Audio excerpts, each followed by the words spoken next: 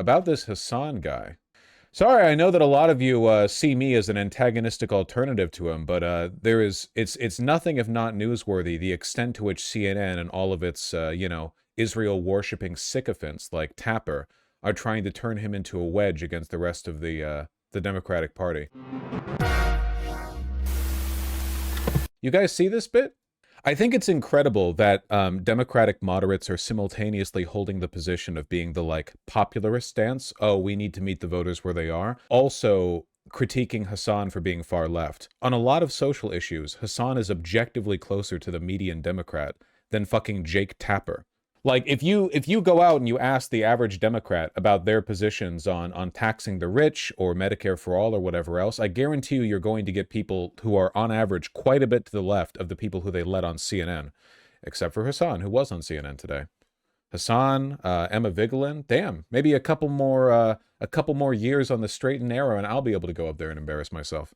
Our politics lead now. Now, Hasan Piker might not be a household name, at least. By the way, keep in mind, like, unambiguously, this is only happening because centrist, Israel-worshipping Zionist Democrats are petrified of anti-Zionists taking over the party, and they're using Hasan as a wedge to drive them away. It will not be successful. It is a desperate effort. This has nothing to do with his positions on China, Cuba, Iran, even, healthcare, wealth taxes. None of those things are relevant, you know? None of those things. That has nothing to do. It is just an attempt to... Because keep in mind, the specific context in which Hasan's coming up here is in the wedge between Abdul al-Sayed and McMorrow in the Michigan Senate race, where McMorrow is a Zionist and Abdul al-Sayed is not, and also a Muslim. And here they are targeting a... Well, I don't think Hasan's Muslim, but he's I guess the media would treat him as he is anyway, right? Muslim coded. Most Turkish people are Muslim, right? Yeah, it's not majority Christians. They're majority Muslim people, culturally Muslim, secular Muslim, right? Like, I'm a secular Christian, but they're targeting him because they're trying to scare off the anti-Israel elements of the party. But the average Democratic voter is anti-Israel, or at the very least more sympathetic to Palestinians than they are to Israel. Among adults, but ask your kids.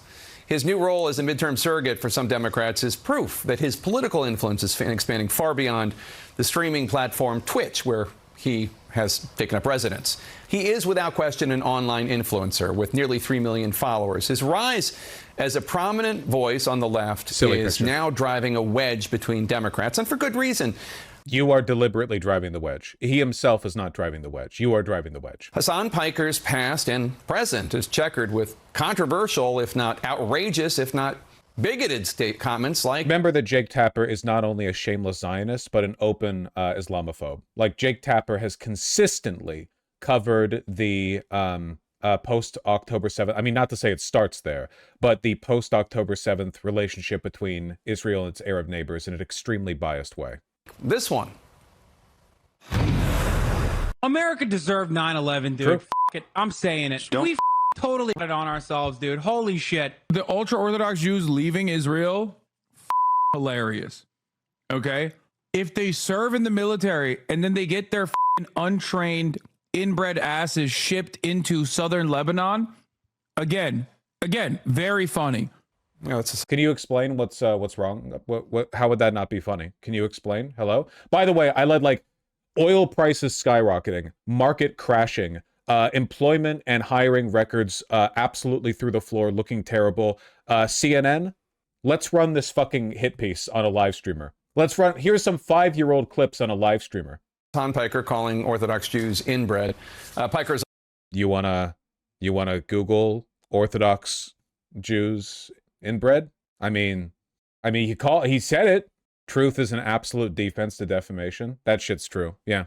He's also posted comments such as these, where he unequivocally sides with Hamas, okay, calling them the lesser of two Israels compared to the government evils, lesser of two. Jake tap tripping his way around these talking points. Evils compared to the government of Israel. Piker has since apologized for his comments on 9/11, but he stood by the rest. He's accusing others of taking him out of context. In a Wall Street Journal op-ed, the leaders of the Democratic think tank Third Way write, quote, Mr. Piker is anti-American. Not a Democratic think tank, a billionaire corpo Zionist Epstein-backed think tank trying to push the Democratic Party right. Not really representative of the Democratic Party constituency.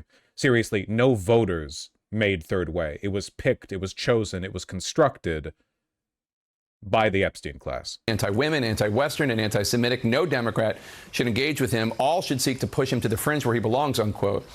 Hasan Piker just recently become an issue in Michigan. It's home to a competitive three-way Democratic primary for governor. Dr. Abdul Al-Sayed, one of the three candidates and a former CNN commentator, announced that Piker will join him for 2 rallies in April. How's he anti-woman? Liberal Zionist Democrats love to disingenuously invoke id poll as a way of trying to galvanize people against objectively more progressive candidates. His opponents quickly seized on that, slamming the decision. Jake Tapper does not care about women. Jake Tapper loves Israel, which is a rape state. I promise you, they do not give a shit about women. Is unacceptable, calling Piker not somebody that you should be campaigning with at a moment when there's clearly a lot of pain and trauma across our state. Our Donnie O'Sullivan caught up with Piker over the weekend at a No Kings rally in New York and asked how he fits into the Democratic Party's future. You have become an issue within the Democratic Party yourself. Tell us about that. I don't think I'm necessarily an issue within the Democratic Party as much as I am an issue for a lot of consultants. Yeah, I mean, the backlash against Hasan Piker is not being directed by an upswell and popular opposition to him. It's not like the Democratic voters are all rising up and going like, we don't like this guy. You know, what happened to Kamala Harris? Instead, it's an elite cabal of consultants, lobbyists, and their sycophants who are descending upon him at a moment when they are conveniently using it as a wedge against Abdul Al-Sayed's candidacy in Michigan. It's like the voters don't have an issue with him. Yeah, normie, if anything, this is just going to boost his profile with normie libs more. Normie libs are going to love this stuff because he is everything the Democratic Party, or I should say, he appears to be everything the Democratic Party isn't to them. Willing to fight back, willing to use stronger language, willing to condemn Israel. I don't want fascism to win in this country. I don't want Republicans to win in this country. We can argue on the methods. Maybe you think that my worldview and my values and the policies that I want politicians to represent might be different than yours. But at the end of the day, I think we have the same goals. I should note, I misspoke. It's a Michigan Senate primary, not governor primary. Jonah Platt is with us. He's the host of Being apart. Jewish with Jonah Platt podcast. Peter Hamby. I'm sorry, what was that? Primary. Jonah Platt is with us. He's the host of Being Jewish with Jonah Platt podcast. Peter Hamby is the founding partner. I'm so tired. So what's like the criteria here? What's the expertise? Being Jewish? Seriously? Of Puck News. And Peter, look, obviously he has said a lot of things that a lot of people find outrageous, and he called one Jew a Zionist pig dog. He has called Hamas the Palestinian resistance. He has justified October 7th and on and on. Notice, it's very like journalistic, huh? Jake Tapper, a lot of people treat him like he's an actual journalist. There is no both sidesing going on here. Like, Jake Tapper has already decided what the tone of this panel is going to be. Absolute overwhelming condemnation, the likes of which he would not offer essentially anyone in any condition. I swear to God, he's spoken more moderately about Trump than this. The media is so captured. Yep. What does his influence tell you about where the Democratic Party stands today? And I guess, is it despite those comments or because of those comments? I think it's despite those comments a little bit. I mean, back to your first question, what it says about the party. I think Not true. Hasan's popularity is definitely not in spite of things like America deserved 9/11, support for Hamas, so on and so forth. These positions are just much, much, much more popular, or at least the sentiment underlying them, much more popular within the Democratic base than people like Tapper thinks is convenient. Abdul Al-Sayed is looking for a lane in a three-way primary. He is slightly behind in the polling. And like a lot of Democrats and a lot of progressives, after the 2024 election, wants to connect with young people, connect with young men, go into the manosphere, go into the podcast space. It just so happens that Hasan Piker is aligned with a lot of Dr. Abdul Al-Sayed's views on healthcare, on taxing the rich and billionaires, etc. He is a Bernie, AOC, Zoran guy. But with that, he has a long reputation of saying all of the things you just played here. All the correct things. I was just talking to you before the segment. I mean, I think it is a risk for Abdul Al-Sayed to have him come into the state. It's an obvious risk, but he is grasping for votes in a crowded three-way primary in a state, Michigan. Also, objective. I know I keep saying this, but this is a fact. It is more morally reprehensible to campaign or associate with any Zionist than it is any supporter of Hamas in America. Anyone who supports Israel has killed more people, objectively done more harm than Hamas by several orders of magnitude. But you're allowed to pal it up with, you can smile with Netanyahu. You know, you can just go on over there and smile with a butcher, and no one gives a fuck, you know? Over there in Israel, the fucking median voter is cheering over the slaughter of Palestinian prisoners. You're like, and all of this is seen as acceptable, you know? But anything, even the most like deferential comment, like, look at how Israel's behaving. I wonder if Hamas maybe had a little bit of a point about like needing to violently defend themselves and the Palestinian people against Israel. Anything like that, just instant shutdown. Can't even, not even allowed to be discussed, you know? I wish Vaush would stop bringing it up on every stream. Damn, I wish CNN would stop bringing it up, man. I'd love the free press, you know? I'd love not Barry Weiss is the free press. I'd love the free publicity. Absolutely. 100%. This guy trying to position himself like he's okay with Abdul winning as part of the disingenuous threat to it. Yeah. This guy's like, what? Listen, okay? It's not that I care about the race between Abdul and McMorrow, you know? Again, which you remember from 2024, both in the primary, the Democratic primary and the general election, has a lot of Arab and Muslim voters outside of Detroit, in Dearborn Heights, and Democrats have been suffering there. And I think he's trying to grab onto them. He's doing rallies at Michigan State, so he's trying to go after young people. But one thing I do want to point out, Jake, that you said in the intro, that he's not a household name, the Speaking with American Men project, which was launched to study young men by Democrats after 2024, polled Hasan Piker's name among young men. He's not well known at all. About half of young people don't know who he is. So half of young people know who he is? That's pretty impressive. Also, I mean, keep at it with these bits, and he's only going to get more known. And then his favorable rating, he's -9%. He's underwater with faves. Only 20% of young men have a favorable opinion of Hasan Piker. And that's sort of why I say, is it worth the gamble to do this? Interesting. And Joni, in that Wall Street Journal op-ed that I talked about, the think tank Third Way, they tried this with Mom we're Downey, all for man. a big tent, but the Democratic Party needs to draw a line in the sand. Hasan Piker and his fellow Jew haters belong on the other side. This is, and it's an exceptional, I guess, insight into the way these people think. The idea that they're earning credibility by citing the opinion of a think tank, you know? The Democratic constituency, Democratic voters, are fucking tired of hearing about think tanks, dog. They don't want to hear about think tanks. They don't want to hear about consultants. They don't want to hear about lobbyists. They don't want to hear about PACs or super PACs. They don't want to hear about any of these fucking people. They're so sick and tired of it, okay? They're so tired of it. Republicans understood this a long time ago, that a personality cult driven around our one very stupid president, that should be the point of messaging, you know? The Republican constituency doesn't want to wake up every day and hear a new mandate from the Heritage Foundation about how their life is meant to be lived. They want to hear it from Trump. But Democrats, they haven't gotten the memo. They're still getting these directives like, oh, Third Way? You mean the thing entirely propped up by like 5 Zionist billionaires? Yeah. Those guys, they say this. Wow, that's great. That's so interesting. Donny O'Sullivan, Piker, to respond to critics who call him anti-Semitic, he quoted a few things that Piker had said, especially a Zionist dog or Zionist pig, or I think the actual quote was Zionist pig dog, whatever that means. And can you explain what the issue is with that? Here is Piker's response. I've spent my entire professional media career and far beyond that combating anti-Semitism. I've been doxxed, swatted by neo-Nazis for my consistent advocacy against anti-Semitism. I just also happen to be an avowed anti-Zionist. I believe Zionism is a very racist ideology. It's an ethno-religious supremacist ideology, and it's the underpinning ideology that has caused the genocide of Palestinians in the hands of Israel and also the United States of America. Jonah. There's a lot to unpack there. What's your response? Yeah, I mean, what Piker does that a lot of Sorry about the desync. That's on CNN's. people of his ilk do is they try to inoculate His ilk. Oh, yes, the host of Being Jewish with Jonah Platt. themselves against claims of Jew hatred by pointing it out in places that aren't them. He's been very clear pointing things out on the right. Oh, that's anti-Semitism. Platt was born in Los Angeles, one of 5 children of Julie and Mark Platt. His father is a film, television, and theater producer whose credits include Legally Blonde, Into the Woods, La La Land, Mary Poppins Returns, the musical Wicked, and its film adaptation. Wow, what a well-connected individual. His mother has served as chair of the Board of Trustees of the Jewish Federations of North America, which oversees 146 Jewish federations across the United States and Canada. He has 2 sisters and 2 brothers, including actor Ben Platt. He and his family are, you're not going to believe this, Jewish.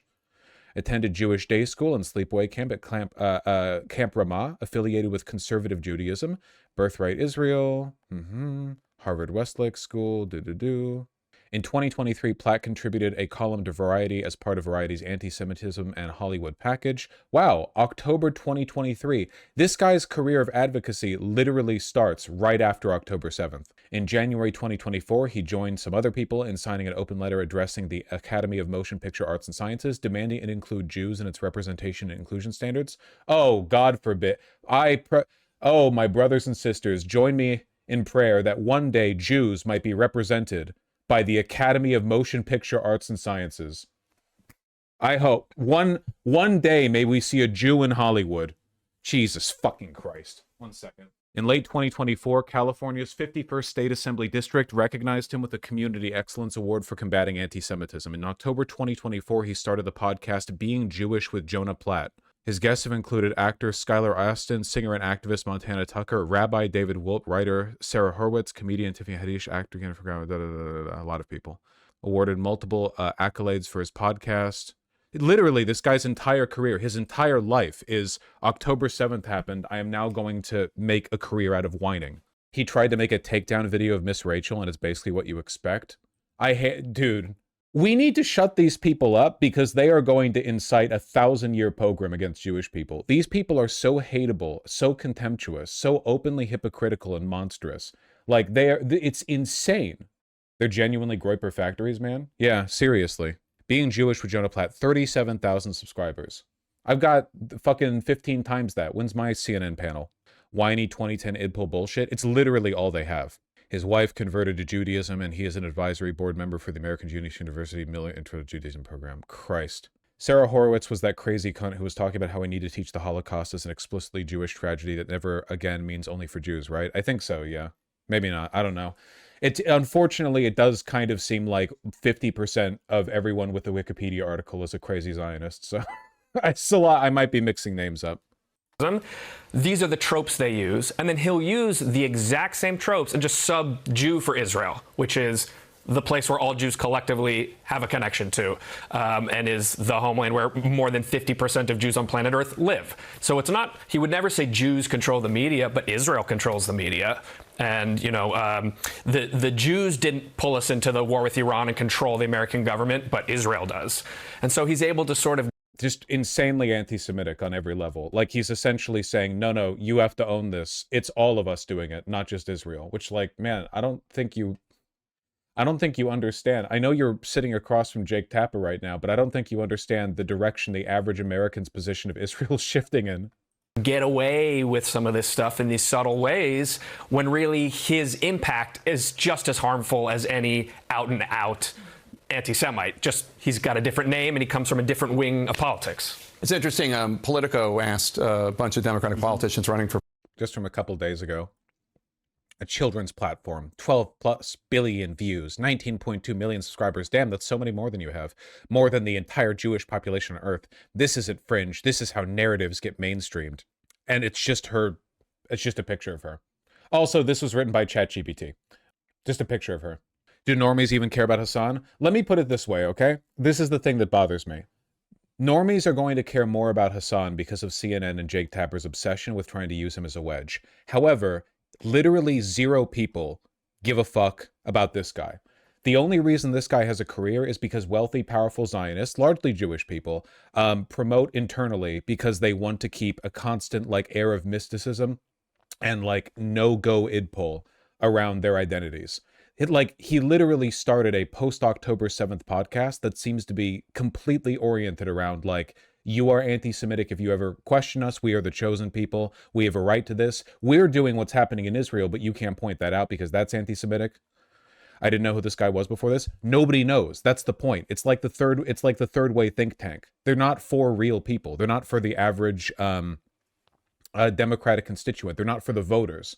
Like he doesn't exist outside of this. He exists entirely in a bubble of largely Jewish self-promotion, so that like the conservative faction within the Jewish community, who are like obviously conservative Jews or Zionists, right? There's few exceptions to that outside of the Orthodox who don't believe that Jews should have the Holy Land, to shield themselves from all attacks. Got a different name, and he comes from a different wing of politics. It's interesting. Politico asked a bunch of Democratic politicians running for president, or who might run for president, if they would ever do his podcast. And the only two Jews thinking about possibly running for president, Rahm Emanuel and Josh Shapiro, both suggested that they might be willing to. I think this gets to something important with this debate in Michigan. It's different to go onto his podcast and joust over ideas. I think seeing Josh Shapiro and Hasan Piker on his Twitch stream would be fascinating. I think Josh Shapiro is smart, and they would have a this guy seems all right. Spirited debate, as we say in politics. The difference is At least he's going having fun out with it. to campaign with somebody, and the candidate, it's implicitly endorsing his views or suggesting, why don't you come to Michigan and campaign with me? That's the difference. I think candidates should be able to go on to podcasts with people who disagree with them.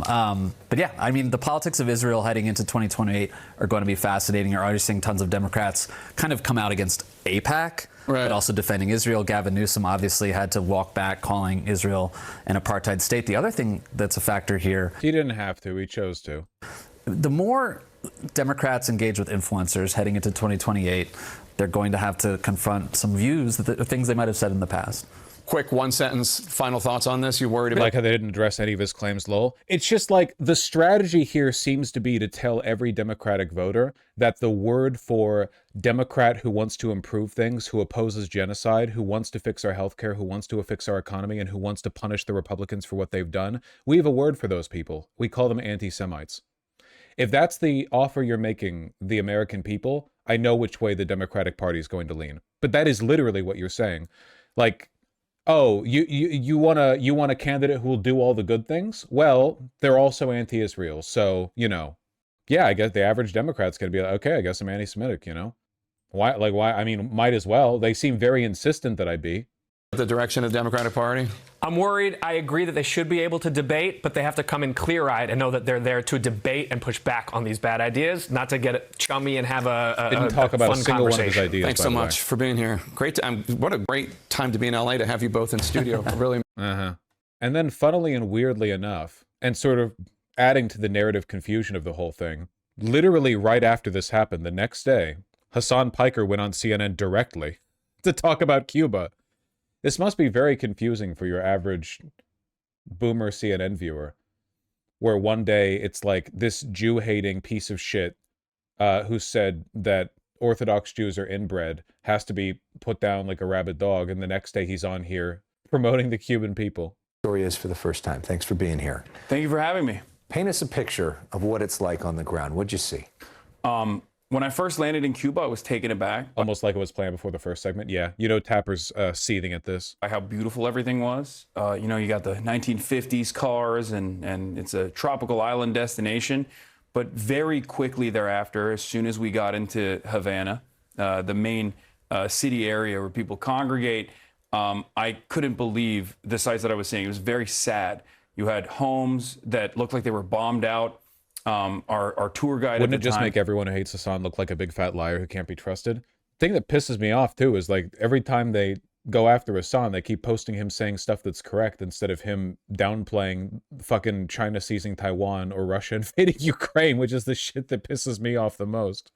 But yeah, no, it's not like the. But it's and this is why I'm so insistent at reinforcing the bipartisan nature of the problem America's going through. Jake Tapper might as well be MAGA. Jake Tapper would sacrifice every one of us, you know, all of us non-chosen people at an altar if it meant perpetuating the status quo. He does not give a shit. They're all incredibly hateful, powerful people. They don't give a fuck about you or about this country. I promise you they don't give a shit.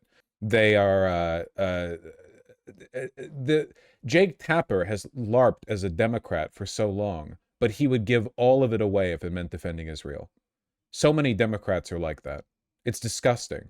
I'm Jewish, Jake Vaush and Jake Tapper would sacrifice me for not being Zionist. It's just, again, like I keep coming back to it. The problem here is that these people aren't liberal, not that they're not socialist. I don't expect anybody in media to be socialist. You know, I just don't expect it. Why would I expect that? I do expect them to be liberal, at least, but then you have a bunch of freak Zionists citing other freak Zionists being like, no, actually, you're a Jew hater if you think genocide's bad. It's like, what the fuck?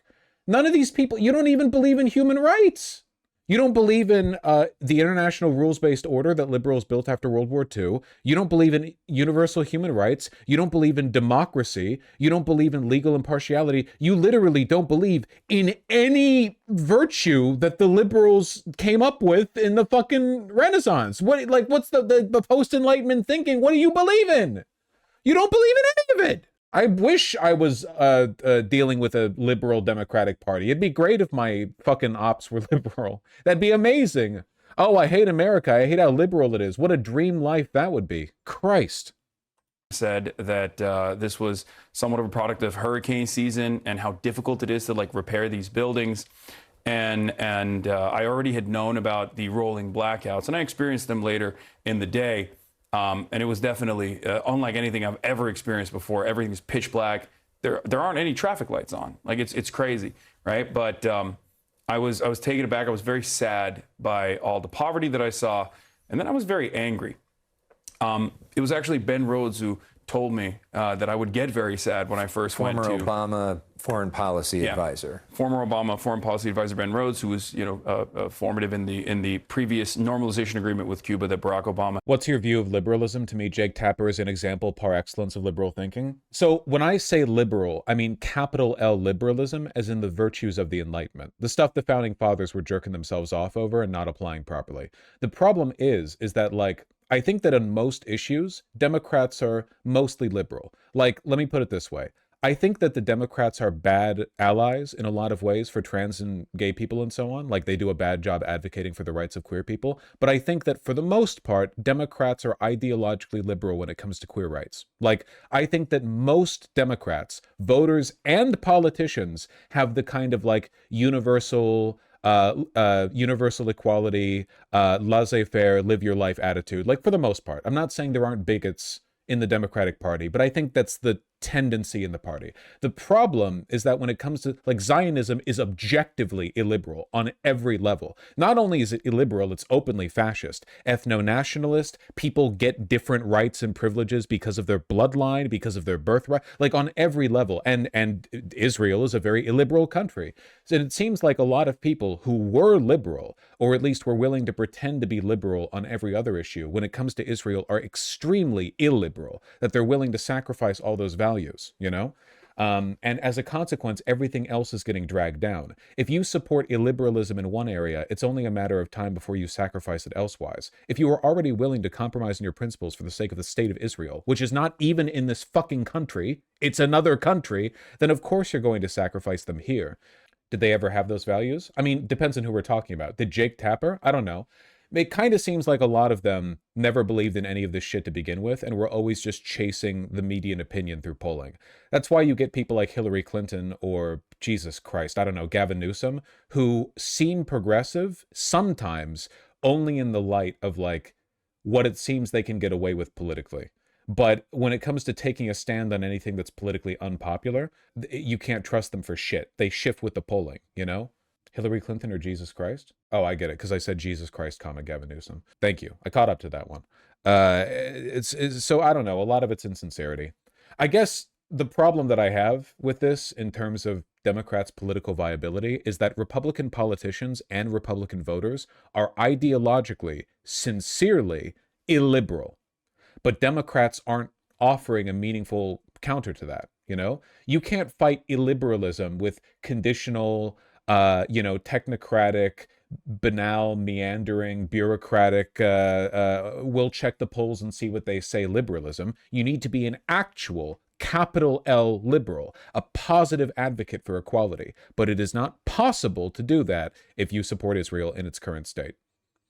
The fact that Zionists lost their mind when Mamdani said that he supports Israel existing as a state with equal rights shows it off perfectly. Why would you ever trust or believe in a person who's actively opposed to the concept of Israel being a state with equal rights? How could you ever expect them to be liberal? Capital L, liberal. So that's my point with Jake Tapper. Like, the big problem the Democratic Party is having right now is a narrative breakdown caused by the fact that the party can't even decide whether or not it wants to be liberal. And there's only two ways out of this, by the way. You allow the party to be captured by illiberalism, which I think it has been to an extent, or you allow it to be liberal. You progress to that point. But that means dropping Israel. Israel should be a pariah state. It should be jointly occupied by UN forces. Israel should be divided up into districts the same way Nazi Germany was. The world should descend upon Israel and put that fucking mad dog country in its place before it nukes the rest of the Middle East. This should not be an unpopular opinion. Had orchestrated, and he was right. It was very sad to see, but then it was very angering. It was very anger-inducing because I felt like there was a lot of potential on this island that we were just robbing the people of, and it's totally cruel and totally unnecessary. And it was part of the reason why I went to Cuba, because I've heard a lot about Cuban organizing, the Cuban government. I'd read a lot about it. Sure. I knew about the island's history of developing sovereignty.